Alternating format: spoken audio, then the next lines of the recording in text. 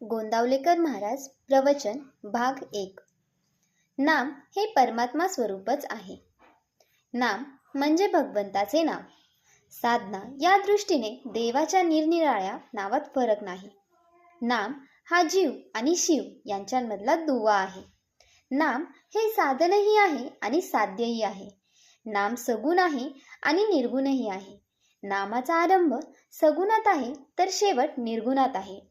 आरंभ सगुणात आहे असे म्हणण्याचे कारण की भगवंत मुळात जो निर्गुण निराकार आहे तो जेव्हा सगुणात आला तेव्हाच त्याला नामरूप लागले आणि सगुण रूप नाहीसे झाले तरी नाम शिल्लकच राहिले म्हणून ते निर्गुणही आहे.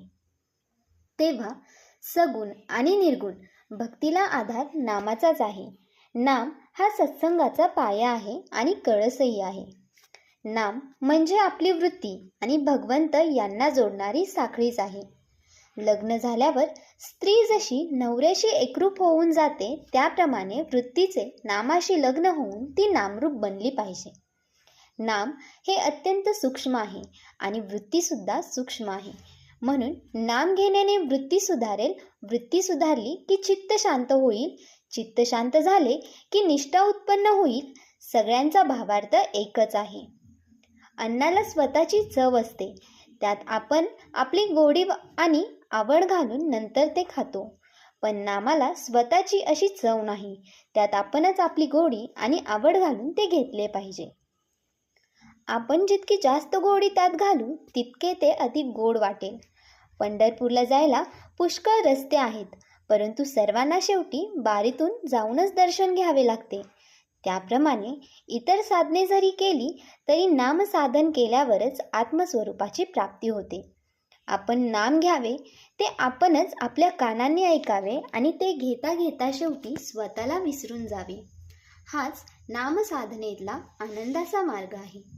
जसे आपले पण आपल्या नावात आहे तसे देवाचे देव पण त्याच्या नावात आहे.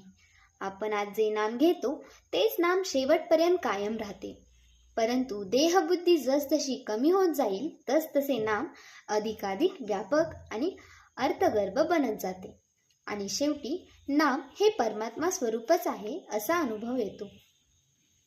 पाणी हे जसे शरीराचे जीवन आहे तसे नाम हे मनाचे जीवन बनले पाहिजे. नाम इतके खोल गेले पाहिजे की प्राणाबरोबरच ते बाहेर पडावे.